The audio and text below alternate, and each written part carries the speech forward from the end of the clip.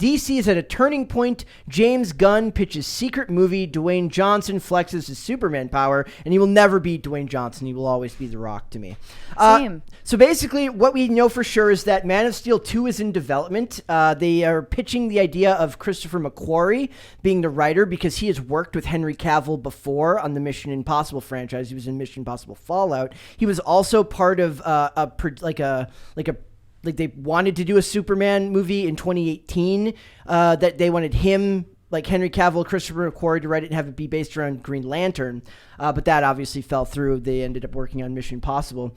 And then beyond that, we've got Walter Hamada is exiting DC right now. And his exit is kind of creating what is essentially a power vacuum with a bunch of different creators that are all kind of sectioning themselves off into different corners of DC's entertainment scale, which is James Gunn with his secret project that he's working on, as well as season 2 of Peacemaker. If you don't, if you recall, he's the one who made the good Suicide Squad movie, not the David Ayer one. We've got The Rock, who's kind of commanding his own portion of it because he wants to make his own Black Adam versus Superman movie, which Batman vs. Superman didn't do that well. I don't know if they can pull off these types of more non-linear story writing. We've got J.J. Abrams, who's apparently still making the Ta-Nehisi Coates Superman movie that literally nobody in the history of the world actually wants. And then we have Michael DeLuca, who is looking to kind of he's positioning himself somewhat like Kevin Feige at Marvel. He was kind of promoted with Pamela Abdy by David Zaslav as the kind of the Warner Brothers Discovery implementation into the DC world, and he knows a lot about DC Comics. He's got geek cred, as they called it. I thought that he was maneuvering to take over that power vacuum left behind by Hamada, not necessarily be Kevin Feige. I think they want him to do something similar to that, like an advisor role, to be somebody who does like. And is like a The Kevin Rock Feige. is trying to position himself as getting an advisor role after Black Adam comes out. So beyond all these people, what I think is the most interesting about it is it still does show, and we're going to get into all the information, just how chaotic DC really still is and how disorganized it is. And it kind of, in a way, as much as I hate most of the stuff that comes out of Marvel, makes you appreciate just how much of a firm grip Kevin Feige has on the products, even if the products they're making are substandard. Like, when they release their schedules, you expect the things to come out on time, and all the projects that are announced, and all the projects that are announced to actually come out. Well, not necessarily. They just pushed back the release dates for a bunch of Marvel films. Yeah. But they're still going to come out. I don't believe that necessarily all of these projects will come out. DC has a long history of saying, we're going to make this, and we're going to make this, and we're going to make this. There's a lot of vision and not enough follow through. So the number one thing is Black Adam, I think, first, because that comes out on Friday. We're going to be seeing it Thursday night. I think The Rock is as a leading man in Hollywood and having a lot of influence. He was obviously the one who was able to get Henry Cavill back as Superman for their cameo, because Walter Hamada, who is about to leave, he's got his last days as DC president this week as the president of their picture division. He nixed it. He got rid of that idea because he was all in on the J.J. Abrams doing Ta-Nehisi Coates Superman, and The Rock just went around him to Pamela Abdy and Michael DeLuca, and they said, yeah, go ahead, do it, because I think they understand that there's money to be made with Henry Cavill as Superman. So they were essentially Hamada's higher-ups, and then Zaslav is their higher-up? Yeah. Okay. And they're and basically the idea would be that they were brought in after the merger, so they outrank him. After that, we've got a Flash sequel that has already been written, which, whatever. That it's really disheartening that now they're writing a sequel before they even know whether the first movie is going to be successful. Yeah, it says David Leslie Johnson McGoldrick, that's one name, is known for writing episodes of The Walking Dead and The Conjuring. He wrote it. He was also a writer on Aquaman, the first Aquaman movie, which was fine. It fine. did really well. It a lot did. of people just don't care for Aquaman. It was they care for Jason Momoa. Yeah. But they made like $800 million. And then so Walter Hamada tries to basically get out Henry Cavill. And I don't know why. He wanted to get rid of every last vestige of that Snyder universe, which is weirdly now being re-implemented in weird fashion, meaning Henry Cavill's being brought in for a cameo in this. Ben Affleck, as we know, is being brought back in for a cameo in Aquaman. Obviously, Aquaman is still left over from the Snyderverse. Wonder Woman 3, as we learned just last week, is still, the script is done and they're getting ready to go into production. Why exactly did Hamada have such a beef with Zack Snyder? I think Snyder had a lot more control than one director usually has over an entire... That makes sense, Yeah, it does. because he was good at his job and made the money. He made the money, but the argument that they would have made is that Batman versus Superman, while it made some money, those two being the biggest superheroes in the world, should have made far more than it actually did. It seems like Hamada just had a problem with Snyder over lacking the creative freedom to do those outlier films like, the 2019 Joker is more of an outlier. It doesn't have to be included in a locked down slate. It's scheduled way ahead of time. Yeah. And then speaking of outliers, we have Matt Reeves, who's developing his own Rogues Gallery filmverse of sorts. I love that they said, yes, movies, not series, because that is what I want. I don't want to commit to watching episode after episode. So it says that the report also includes news that Man of Steel 2 is in development with Henry Cavill, and then the details include that Matt Reeves is meeting with writers and directors to build out movies, not series, that focus on Batman's Rogues Gallery, with villains mentioned being Scarecrow, Clayface, Professor Pick. I would like to see them do Hugo Strange or Black Mask better than they did Black Mask in... the Harley Quinn movie, the really crappy Birds of Prey movie. Notice also who's not getting mentioned, which is anything to do with Birds of Prey.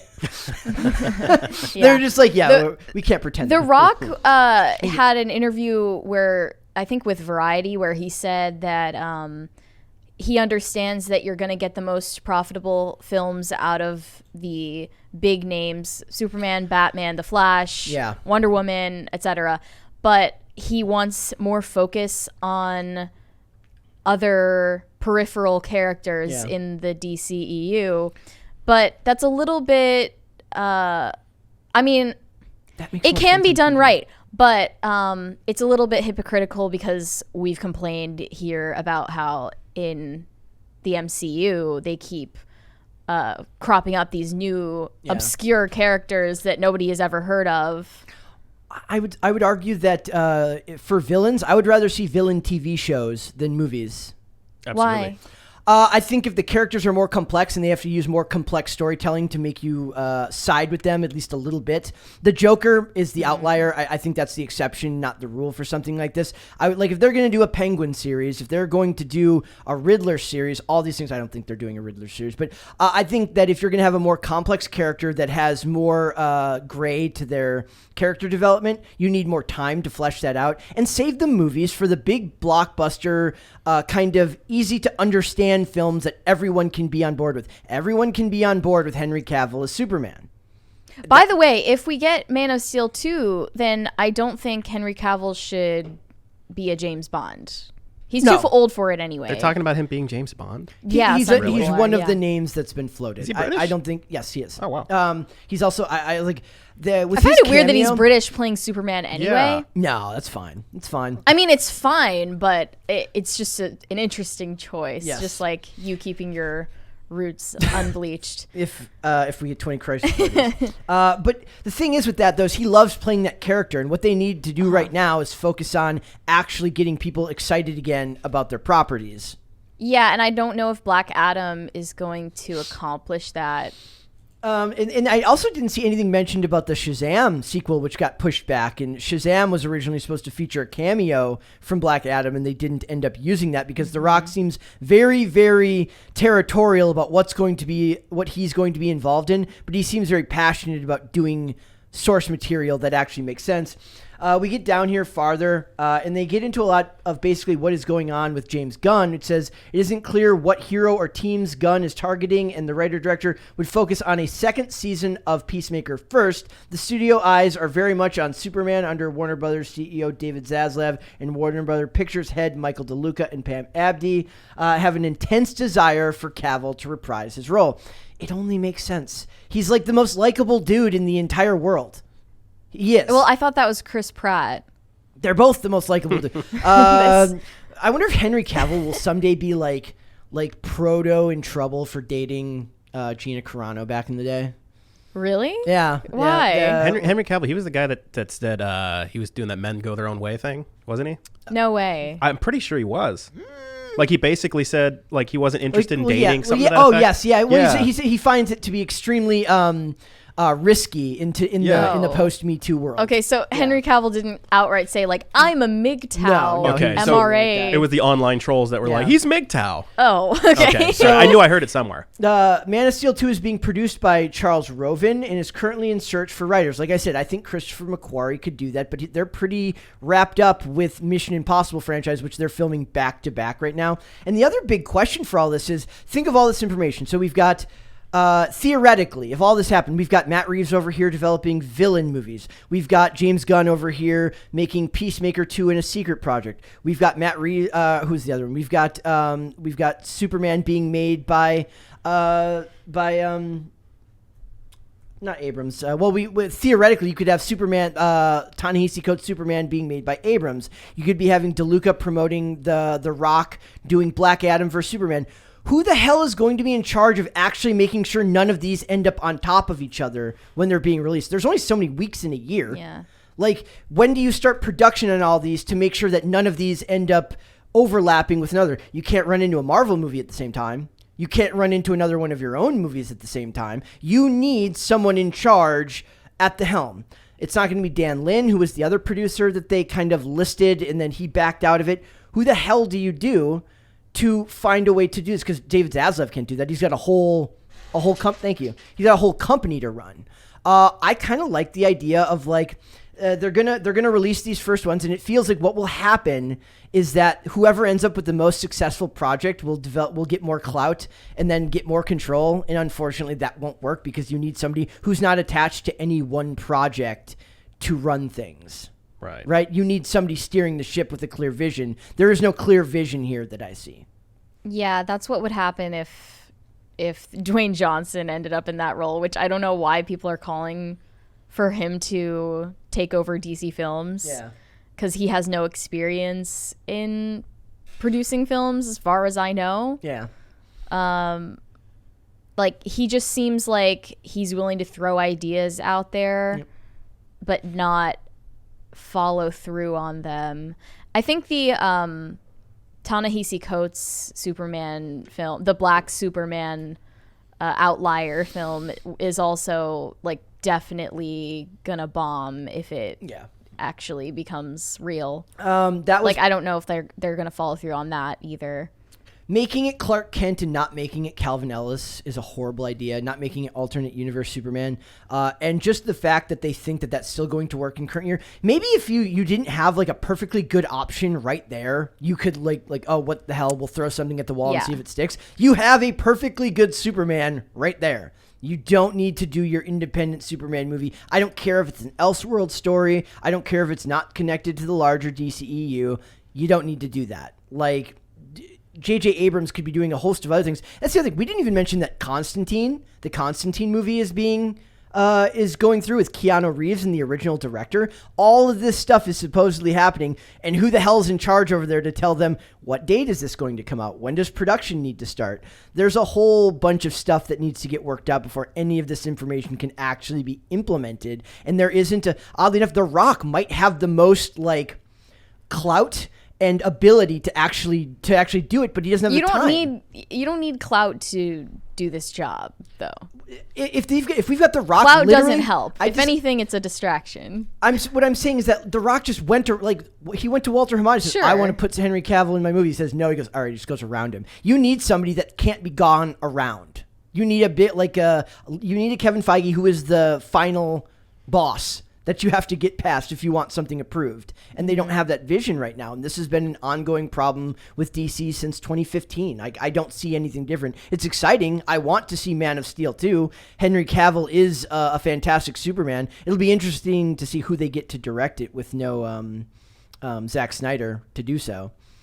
Well, everyone is saying this is going to be the restoration of the Snyderverse, but Zack Snyder isn't back. No, he's not. This is just it could be. It could be. I do want to point out, though, that the most impressive thing is here. Remember how many times we've talked about every time Ben Affleck comes back, he looks different? They just call Henry Cavill out of the blue. He's like, yeah, I still look like Superman. Right? Like, he's just Superman all the time. I want to bring up some tweets I saw of people saying this is a vindication nation for Ray Fisher. Yeah. Brett explained this to me like I just crash landed on this planet. But people are saying, remember when Ray Fisher said that the people who were currently at Warner Brothers were not fit for leadership and you all called him a diva? Now it's been confirmed Walter Hamada was holding Superman back because he hated Zack Snyder and wanted none of his influence. So okay, here's the thing though. But it's neither here nor there to Ray Fisher because his beef wasn't even like about Zack Snyder.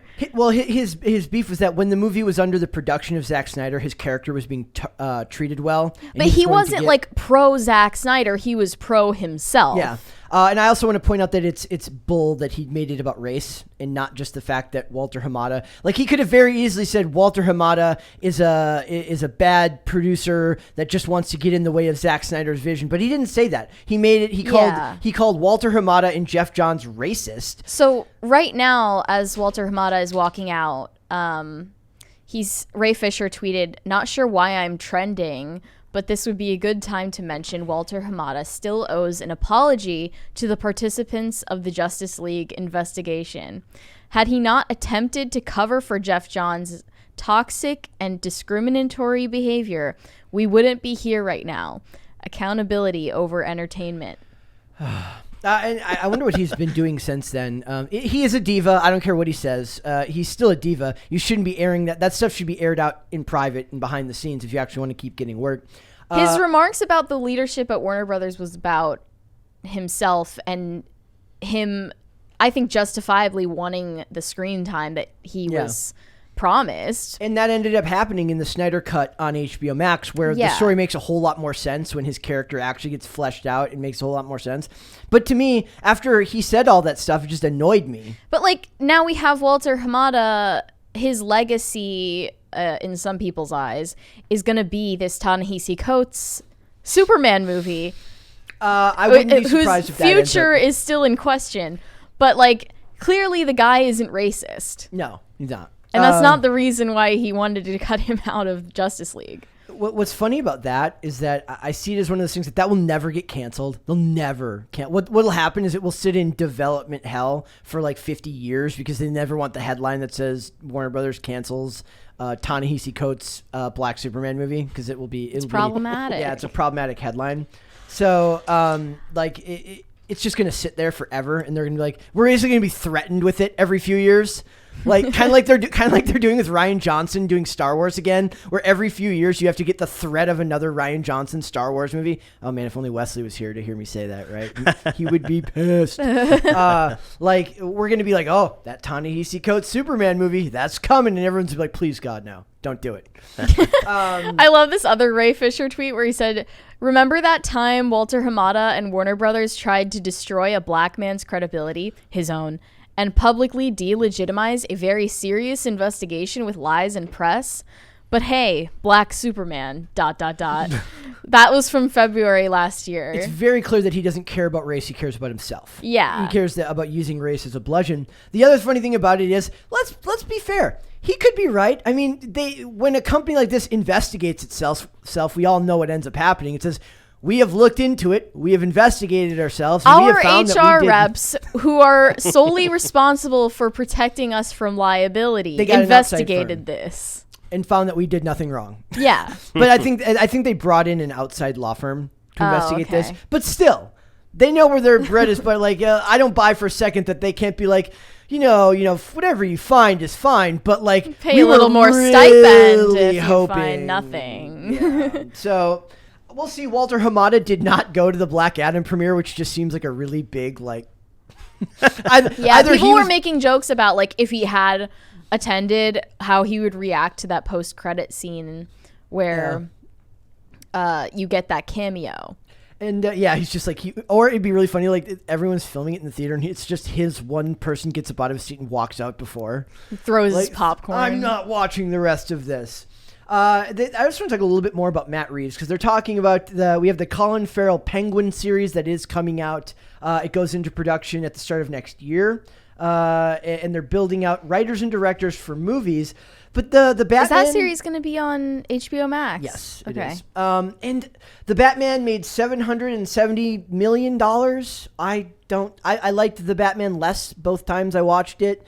I don't really care for like for the Robert Pattinson Batman. I haven't seen it. That's just me. It was personally. pretty solid. It was yeah. It was too long. It was long, but I've never been like a Batman person, but that movie I thought was pretty decent up until the point where Catwoman does the whole white privilege line. I'm like, you lost me. I'm done. I heard that actually was like reversed. Maybe this is like a hot take, but like it's actually after showing you who Batman is throughout the movie. And her making a comment like that, it's actually to be like ironic and show that like what she's saying actually has no credibility. Well, if that's true, because you're showing that this rich powerful white man. But that was her dad. Well, but like the generalized comment about it's still the language, like overpowered rich. I'm white done man. with the language. It's like the language. I'm just so diluted to it. The rest of but it's like people are saying that it's actually like turned on its head and it's making a statement about her overgeneralizing. If the rest of the movie had used similar language, I could buy that. Sure. But the rest of the dialogue in that film is extremely evergreen. You could place that dialogue at any period in time and it would fit. That is a very, very current year term to just throw in the middle of a movie. It's awkward. That is actually presented as almost timeless. There isn't really a set time period, if I remember correctly, in which that movie takes place. So to have something that out of place, the language itself, not just the message of the language, but the language itself felt like a studio note that said, you need a Yas Queen Slay. By the way, like the timeline stuff is a reason I'm glad that DC has extended universe, not a multiverse situation. They do have a multiverse. Wait, really? Seriously? Yeah. How? What do you mean? Well, Ezra Miller doesn't exist in the same multiverse that the TV show version does, and they did Crisis on Infinite Earths on there. So technically, they do have a multiverse. Yeah, but it's not in the same way that the MCU does it. Well, they brought in Michael Keaton as Batman. Michael Keaton as Batman. Well, Ben Affleck is also as Batman. They have a multiverse. They absolutely have their own. But that's just a mantle. No, it's not. It's two Batmans that are the same Bruce Wayne. I take the Eric July opinion of this. It's too much. Yeah, it is. It's too much. Like, can we please keep something canon, one universe? And it's a cop out for writers. I was just thinking about how member She-Hulk is set in 2025. And they're like trying to calculate exactly which month in 2025 it's set. Like, why does it even matter? It doesn't matter. And then I also took note of when we watched Samaritan, that's like not even in DC or Marvel, but like we watched Samaritan, I noticed that all of the extras in that film had flip phones. Yeah. And like Nokias and stuff. And it's just like a random but weirdly like solid timeline choice to put it in the 2000s. Yep, that's a good thing to do. To some places will do like weird where they'll like throw it on their head where they'll have modern cars but old tech, or vice versa and stuff like that. I also want to point this out. This was very interesting. It says Black Adam's was originally R-rated and had 10 violent kill scenes, and it took 4 rounds of cuts from the MPA to get a PG-13 rating. Do I buy that? Look like, how edgy we are. Seems like marketing to me. I do think that they have an over they want to continue their dark and gritty tone. which I'm all for. But if you're going to do it, just go R-rated and make it R-rated. Kind of like Deadpool. Yes. By the way, you said that you want these feature-length films to be the easy to understand characters, and I don't think Black Adam is that easy to understand character you're talking about. No, it's not. He's shown just like indiscriminately murdering people. When I say easy to understand, I guess I think I misrepresented what I meant. I meant more, you've got a list of the most famous characters of all time. Use them. Stop focusing. Well, yeah, but in reference to villains needing a series. Until you have proven your track record, you've got Batman, you've got Superman, you've got Wonder Woman. Use them. Prove you can use them first before you expect me to buy that you're going to pull off some weird out of left field character. Put it this way: the reason why I don't trust that they can do a dead Black Adam versus Superman movie is because they have not proven to me yet that they can make that film to my satisfaction. Right? I thought the extended cut of Batman vs Superman was fine, but I don't believe that is that they have a good enough track record to prove that they could do that on a regular basis. They need to make more successful projects before I buy into that. Well, there's a reason why Hawkeye and Black Widow in the first Avengers, they were side characters. Yeah. Nobody really knew. Nobody knew of them that well until Avengers came out. Yeah. So, and that's like its own ecosystem of fans now, anyways. Yeah.